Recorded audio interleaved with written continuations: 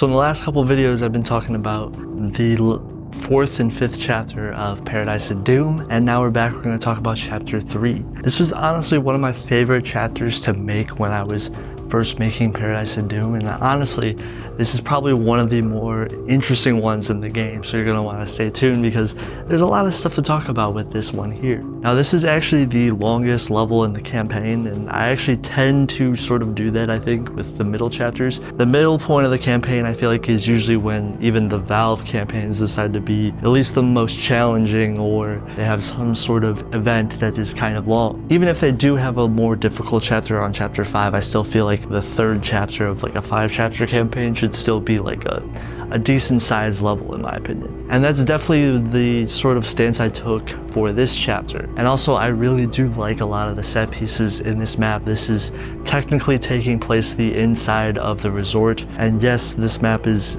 actually based off of a resort in Florida. It is not based on Dead Island. A lot of people have been asking me if this is like, honestly, I really do think there is actually a lot of cool stuff to talk about here because it is actually the longest map in the game, and it has probably one of the more difficult panic events as far as layout goes. And there is a Discord down below, so if you guys want to join that, link down below. You're the best. Thank you, thank you.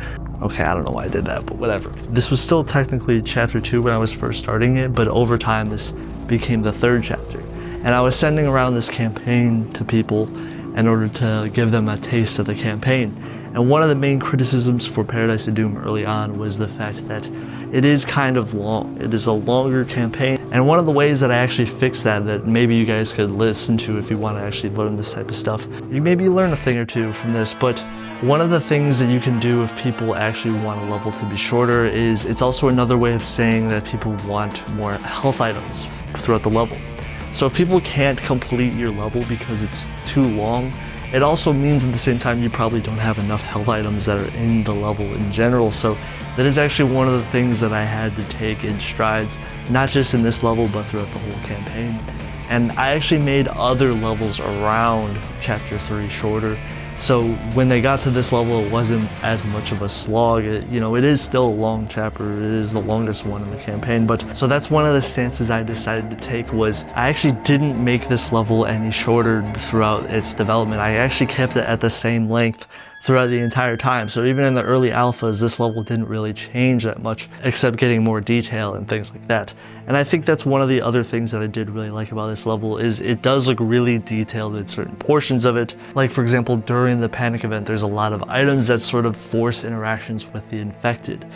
And this is also a panic event where there's 2 sides to it. There's a holdout section of the panic event, which is the shorter half of it, and the last half of it is a gauntlet to the safe room, which you ended up pushed in some really interesting parts of the level. Like for example, there's a congested sort of hallway section that you have to run down, and there's a lot of interesting areas for the infected to spawn at. I think in the early alphas there was like nothing here. It was very blank and kind of boring, and that is also one of the things I think is important as a level designer, is to fill out these levels and try to give areas for infected to spawn. So that was something that I really did try to take in strides. Sort of resort looks like it was blown up or something like that, and it's actually a little bit more dangerous. That's where chargers and smokers and jockeys are really good in this little section of the map. I think in the older patches, this actually went all the way to the safe room. So the gauntlet did not end until you completed the level. And that was definitely not a good move in retrospect, because this level, again, like I said, it is the longest one of the campaign. So if you can the panic event a little bit earlier, people actually do appreciate that because they don't have to run nearly as far and it's not as much of a stretch to the safe room. So that is actually one of the routes that I ended up taking, was it actually ends once you drop through a certain section of the map. Once you fall through a breakable wall, you pretty much are done with the panic event after that. So that was actually a really smart move to sort of, again, make it feel like it isn't nearly as long as it might feel to other players. And I think that's one of the things that you can kind of take as far as like a piece of advice or something, is if someone's complaining about the length of the level, it doesn't always mean that the level is too long. I mean, yeah, it could be that for that reason, but it also could be small things like the level is way too difficult, or there's just not enough health items, or maybe, there was no way of them getting new guns, or that they ran out of ammo. You have to think about those things when you're making something for Left 4 Dead 2, because it's actually very important as far as a level designer to sort of give the survivors a decent amount of health items no matter what the game mode is. But overall, I actually do like a lot of the set pieces in this map, and it's one of my favorite maps in the campaign, and it's also one of the ideas that I had when I was a really young kid. So yeah, when I was like 10 years old, I was thinking of the ideas for this panic event. The idea of running to the safe room, running a couple floors, and you know, some of the hallways being really messed up and kind of demolished. I had that idea when I was like a really young kid, so it was very cool to finally get to the point of making this stuff and being like, oh wow, this is like, you know, this is how it is, like this is like what it is if it's actually made, you know, just like it was in my head when I, again, at like 10 years old. It's just kind of crazy.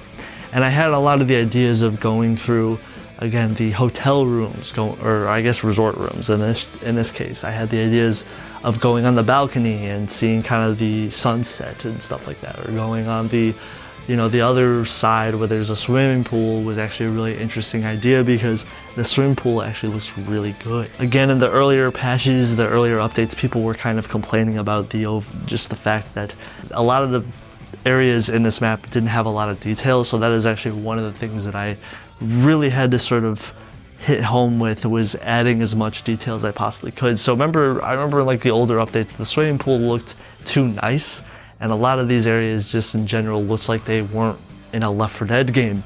And that was something that, again, that took like many months to kind of get to that point where it's like, okay, add more detail here, add, you know, infected bodies that are kind of throughout the campaign, add, you know, this here, add that. You have to really sort of add little details here and there that makes the level feel like it's coming out of something that Valve made. So originally it probably looked more similar to like, I don't know, something you would see maybe in Counter-Strike or something, but I remember in the earlier builds I actually wanted it so once the survivors go to the end safe room on this map, they actually get to see, you know, a previous point of the level. But I actually realized this would be really hard to implement in the next level, the casino level, because I would have to copy and paste that asset, or at least, you know, the existing points from the previous level in order to maintain the fact that they could see out the window and see the previous parts of the level.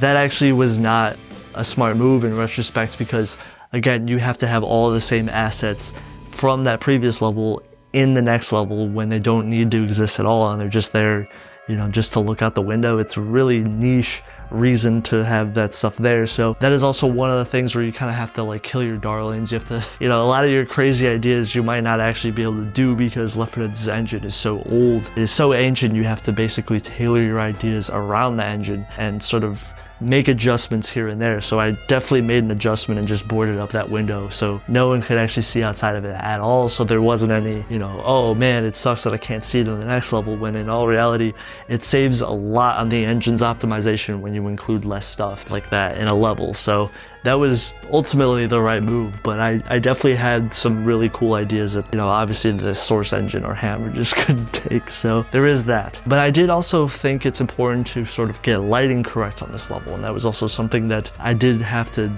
change a lot even near the end. I remember the older versions of this level had really dark lighting and really kind of saturated lighting that didn't really look that good when you know, rendered this stuff out into full HDR, so I had to really kind of make certain updates or certain versions of this level where I had to test the lighting to make sure, okay, does this area look better if I use this color, if I use this color, and this color doesn't really look good anymore, or should I use this amount of brightness or this amount of brightness, or if this room doesn't have any brightness at all, it looks really bad.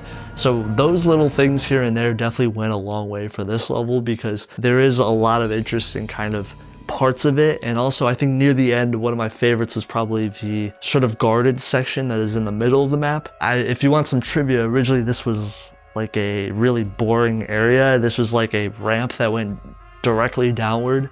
It was kind of like an industrial side of the map, or an industrial side of the resort, where there was like, you know, spools and whatever. It kind of looked out of place, but it did sort of look like it belonged in Left 4 Dead, but I don't know if it really looks like it belonged in a resort. But it was a slight detour to like a more, you know, electrical side of the resort, like a side that the people in the resort would never see, but the people working would probably see. And I sort of had that area. It was just like a ramp that went directly down. And not only was it really boring, but it actually looked really tacky, and I thought it was the worst looking part of the level. So I decided, you know what, why don't I just make it like whatever I want, whatever I can think of. It has to go directly down, which it actually still does, but I was like, I need to think of something that works better. And that's when I had the idea of using, you know, these sort of assets from the Resort Madness Gmod map, which I talked about in a previous video, but those assets definitely came in handy because I ended up making sort of a garden section of the little resort area, and that was Chef's Kiss. That was really good. Like I think that was probably one of the later parts of this level. I think it was probably from like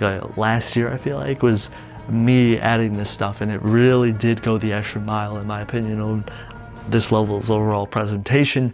And I think it did end up fixing the problem of you know, the random kind of mechanical area that was really boring got transformed into like a beautiful garden. I thought that was like really good. That's like, I'm like, yeah baby, I'm a mapper, you know. So anyways, that is pretty much there is about chapter 3. It is probably one of my favorite chapters in the campaign. I hope you guys enjoyed Paradise of Doom when it drops. Also, there is a Discord down below. Make sure to join that link down below in the description, and make sure to subscribe. You guys are the best. Thank you guys. Paradise of Doom dropping July 10th.